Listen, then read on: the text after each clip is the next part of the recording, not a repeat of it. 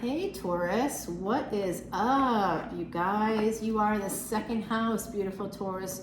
You are ruled by Venus. Venus is in your house, but the week of this reading, which is May 1st to 7th, it's a full moon reading. Venus, your ruling planet in Vedic Astrology, sidereal astrology, moves from the second house to the third house. So, moves into Gemini. Taurus, what's up? You're going to be feeling that communication. It's transactional. Taurus, your ruling planet, is best friends with Mercury. Gemini is ruling planet. And Mercury is in Aries right now, and Mars is in Gemini. So there's this energy of taking action when it comes to getting that luxury that you love, Taurus, that Maya. That's Taurus energy. Venus in Taurus is like joie de vivre, you know, foodies and experiences and vacations and, you know, nice sheets and I don't know, after like 800 thread count sheets, you kind of lose me. It gets scratchy, I think. Have you ever actually slept on sheets that are more than 800 thread count? It is. I don't know. I mean, I haven't had a good experience with it, but I was like, oh, this is kind of scratchy. But I do like the 800 one. That I could live with. That's by Venus energy. And Venus energy is reciprocal because Venus was born in the 8th house. And so that's like Scorpio and all this stuff. And that's why is that important to you, Taurus? I will tell you. Because second house, you, and 8th house, Scorpio, that is a destiny track. Second and 8th house energy. Ketu, the south node, is always in the 8th house with your ruling planet, where your ruling planet was born. Mars is always there too. That's Aries and Scorpio. You also have Yama or Pluto energy, transformative energy there. There's essentially always a stellium in Scorpio, which means there's always a stellium energy there for you too. So you might feel a little uncomfortable with life. You may feel like you want to transform, and some of you do that transformation through Maya, through Venus energy, through luxury goods. You might feel with Venus moving into a new house coming up here this week that you want to buy luxury goods. We got 7 of Swords in the bottom. Don't sabotage your finances. I literally am so close to buying something I should not buy. I am feeling the Venus energy in big, big ways. So we have Gemini here. That is where your ruling planet is moving into, the magician energy. Someone is manifesting here. And then it's almost like, let's go time. And then it's like, oop, stop. Nope. Yeah, it's this energy of stop and go. Someone's holding back. You manifest and then you're sitting there, oh, I wanted a golden cup, but I didn't want a golden cup with a crack in it. You know, it's like, no, I don't want it. I know you're giving it to me. I know it's coming from God's hands himself, but no, or herself, or themselves, you know, probably really no selves. It's just the universe. It's just universal energy. And we're just one of the cogs in that machine, probably. Who knows? Where there's a watch, there's a watchmaker? Maybe. Until it's proven, it's a maybe. All right, here we go. Some energy of Pisces coming through. Gemini and Pisces on deck. This is secrets. This is delays, losses, using your intuition, listening to your instincts. What do your instincts tell you? Taurus, what does your instincts tell you about this situation? I think for some of you, you're holding back, you are manifesting something, and I think that something may have come your way, but it wasn't what you expected. So you're holding back, and it could be because your instincts are telling you it's a no. It could be someone coming towards you in love. You might let them just pass on by, but it's a King of Wands. Yeah, someone is coming in as a knight, showing up as a king. Ace of Cups. They have massive love for you. 4 minutes in and love is here. New beginning is here. It is a page situation. Knight, king, and then a page. Oh, kind of backwards energy there. Yeah. We knew you were coming. And you knew it too. There was something telling you that something was off about this person, and there is. Okay, there is definitely. If they've been divorced like 7 times, just say no. I met someone on a plane. They were my seatmate there, and we were chatting away. We got along really well. They were Capricorn, actually. And what was interesting was they're talking to me and telling me about themselves, and they were clearly interested, and they were like, you know, I want to tell you this about myself because I can see the wheels turning. And I said, there's no wheels turning here. I'm just listening. What do you want to tell me? And they said, well, I've been married before. I'm like, okay, well, you're in your 40s. That makes sense to me. That's probably a positive thing. And they were like, yeah, but it ended in divorce. I'm like, that's also pretty normal. That no one's judging you. You're safe. And then they said, oh yeah, but it ended in divorce after 8 months. And that's when I didn't do anything. My expression did not change at all. And the person was like, oh my God, I knew that was going to freak you out. I literally just didn't say anything because I didn't know what to say to that. I knew they were expecting some kind of reaction like this, like a tower moment. And I didn't laugh or even make any expression. And I think that freaked them out even more, that I wasn't freaked out, you know. But when we've been exposed to a lot of trauma, it doesn't faze us if someone has been married for 8 months. I don't know why that's a problem. I kind of thought that was a good thing. If they got married and they knew it wasn't going to work out, or it was just not the right fit, ending it after 8 months instead of 8 years is positive. You take on less damage. Friends and family will always say, oh, you have to give it a try. You have to give it a shot. You can't give up. You need to stick it out. Never tell people in a relationship that they have to stick it out, because there could be abuse that you don't know about. What happens behind closed doors is a lot. And it's like closed doors, and then I open a door and there's a lot. Oh, I'm funny today, Taurus. Wow. Woo. Yes, I know. You'd think I've been drinking, but I have not. Unless you count Coca-Cola. No, I did have a little of that today. I shouldn't have, but I'm about to do 20 miles on the bike, y'all. I'm getting ready for my marathon bike-a-thon there, my bike-a-thon. Yeah, I've been watching The Diplomat on Netflix. I finished it, and I sort of liked it so much I wanted to watch some of those episodes again, because going back and watching some episodes, I can see some things. I just found it to be a pretty well-written show, and I liked it a lot. So I do see this energy of an Empress here, pre-Empress to Empress energy, and we do have Sagittarius. This is a second marriage coming in for someone. This is Aries energy, Leo energy, Sag, Virgo, and Pisces. Wow, you guys, wow. Wow, Pisces is here, Cappy is here, Gemini, Scorpio. Yeah, the World card, Saturn energy, that's 10th and 11th house energy, Capricorn, Aquarius energy. We've got Taurus, here you go. You made it in your reading. This is a marriage between an Emperor and an Empress. It's just a matter of time before the world turns in their favor. There's going to be a reversal of loss if you broke up with someone or they broke up with you. There's some energy here of 8 to 9 energy. That's positive. That's taken us all the way full circle, and then the cycle can begin. A new cycle can begin again. Karmic completion and wholeness with this number 9. 9th house energy, that's where you find second marriages. This is an Empress. This is the energy of the Empress with Leo. 5, you see a 5 here, and 3. 5th house, Leo, and 3 is the Empress. So always a third party there for that Empress. So this could have come in, again, a second marriage for someone you could have met. This could be a very healing situation. It could also have ended here with the Pisces energy, but I think it's going to come back to life. Some of you also could be into kinky sex, and I say that because I see a St. Andrew's cross here.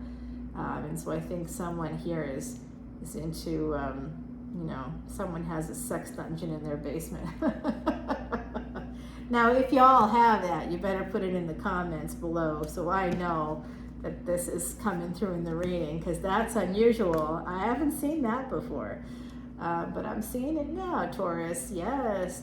All right. So there's an energy here of having a victory after some kind of battle. Someone needs to heal. Could be this Emperor. They could have Pisces, Aries energy, and they need to heal in order for them to come forward in terms of collaboration. Because there's 3 of Pentacles and 3 of Swords, and then there's 6 of Pentacles. So there's an energy here of healing some kind of broken heart, and then coming back in to try again. Yeah. Oh, they were heartbroken. Oh, did you walk away or did they walk away? Someone here is super heartbroken, but it's going to change fate for you. Oh. Oh, you know what? I don't know. Oh my God. You know what? I don't know what's happening. I don't want to tell you what I think is happening here, because this is your energy. I've got Libra energy coming in, your energy here, Earth energy. You're going to be getting a message about a death or an ending here, something that you don't see coming with the moon. This is a full moon reading, so I kind of went a little further, and this is what I had, like a sense that something was up. I don't know if this is an ending, like if this is a death or if this is a divorce or what this is, but I see pain. It could be a heart attack. Oh my God. All right, I don't know why I said that. All right, I'm scared now. I have so many planets in the 8th house. I see death. I'm sorry. It's really bad, and I know it's bad, but I see what I see. I mean, you know what it is? I lost my friend Jay, who comes through and sometimes in the Dragon Oracle cards that I pull over on Patreon. So be patient when you're over there, because I'll be pulling that card for you. And basically, I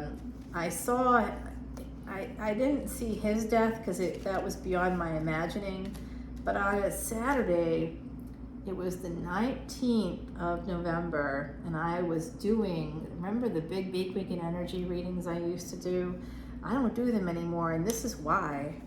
Because I saw a death in Leo. I was doing the Leo reading. I would do the fire signs. I do Leo. I think I would do like Aries, Sag, or, Sag was always in the middle there. I'd sometimes switch it up.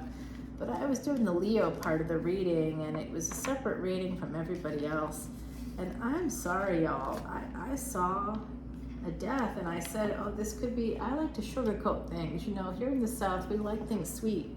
We like sweet tea, We are not up for hurting people. We don't like it. It's impolite, So I was sugarcoating, as I tend to do. And I said out loud, oh, I think this could be a death. You could even go back and watch it yourself.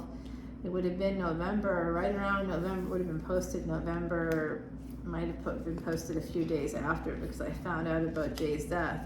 And then I'd forgotten that was in the video, but then something told me to watch the video, because I said, how did I not see this? And then I looked back and I did see it. It was there.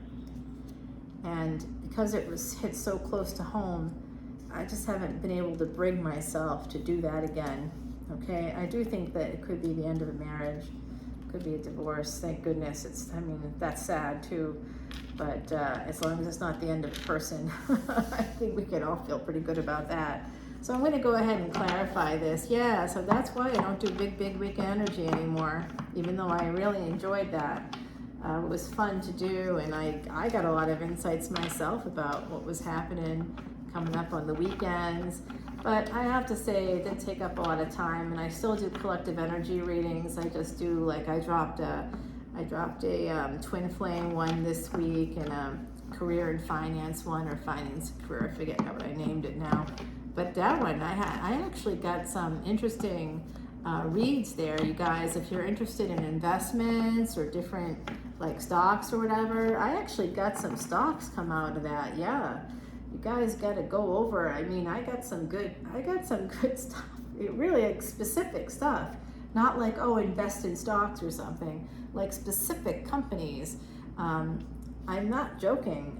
So I'm like scrambling to figure out how I can invest in them. Like, how do I do that? I have to go to Robinhood or something. I'm real bad at that stuff. But I think it would be fun to just sort of see what might happen. So go check out that finance and career one. There's an extended for it. It's over on Patreon, exclusive to Patreon. Hundreds upon hundreds of videos you can see for a $10 bill. And there's, of course, tiers. That's how Patreon works.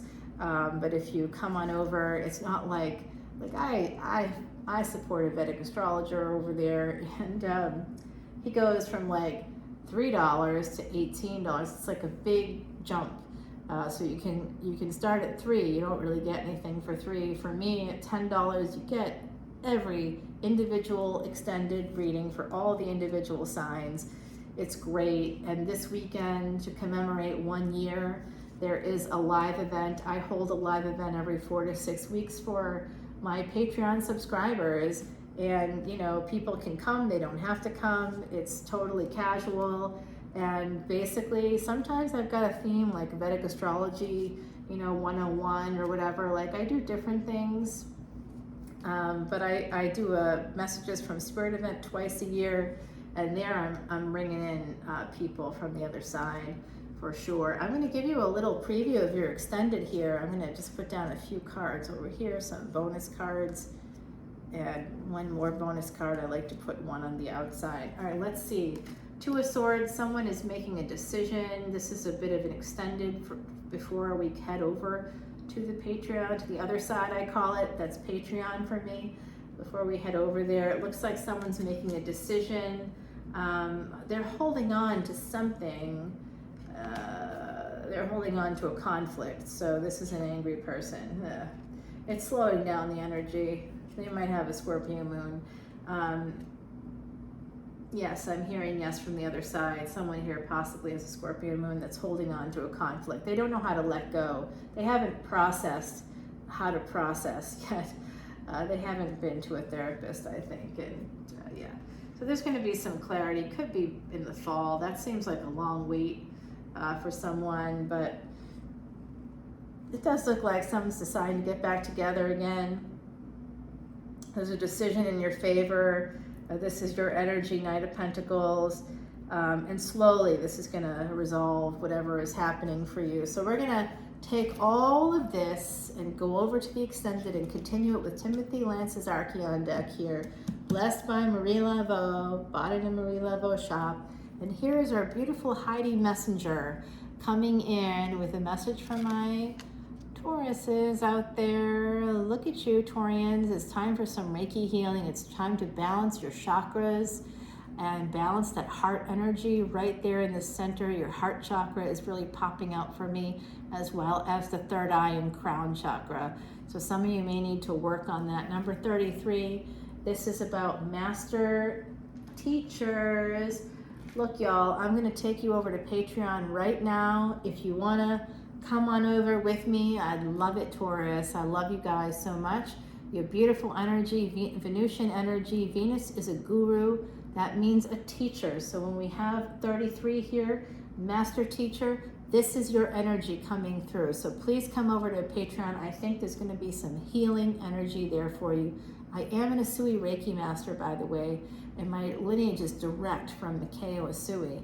So if you want to come over, I'd be happy to do a little bit of the Reiki magic for you. When I work in the field I work in the healing, I call it the healing arts, but it's a traditional field. And when I do that job, I will often help people to sort of change their lives in certain ways, and they don't even see that, slightly off camera, I'm doing the Reiki healing for them. They don't see it. I just kind of throw it in there when I'm doing Zoom sessions with people, when I'm doing telehealth stuff. I'm just doing it a little off camera. They kind of can't see it, but I'm healing them, and I'll often hear back a few days later, I don't know what you did, but I felt so much better, so much lighter. So that's like part of the magic of energy, you know. Energy is energy. It's what we make of it. Negative energy, if you feel like negative vibes from somebody, it's their thoughts, not yours. Nobody can send you anything negative. I mean, we all want to have hexes for exes.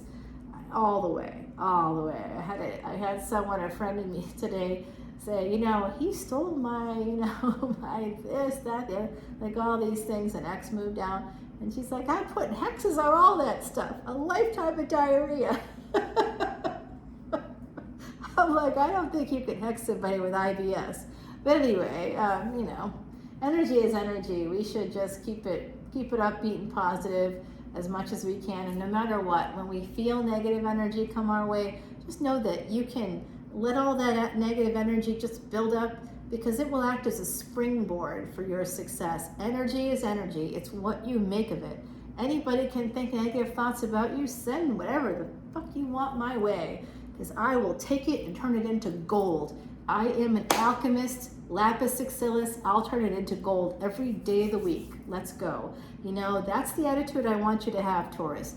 Take charge. You're a take charge sign. You're a fixed sign. You're that slow moving energy of fire and earth. That's lava. Wherever you go, you create whole new land masses. You create things, places.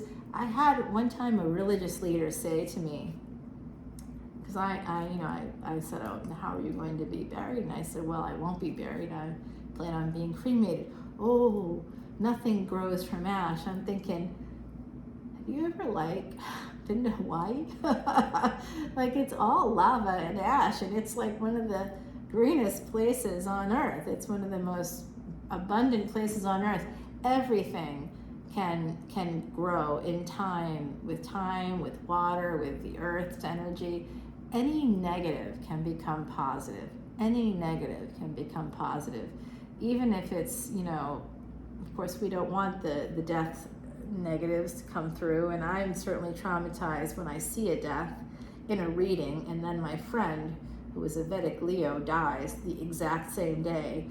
That freaked me out, and I'm not over that yet. Or I don't think I'll ever get over it. It's super fresh for me, and I keep getting like texts from him. They're not from him, but they're from like the guest book for his funeral. I get them like every day, and there's like nothing new there, and I know that it's probably him reaching out to me in some way. And then I got a notification that his Twitter had been activated, and a family member had posted a video of him on his Twitter, and he's just like so charismatic, so alive, so happy, and it was tough. It's real tough. So yeah, I'm not doing big weekend energy for a while.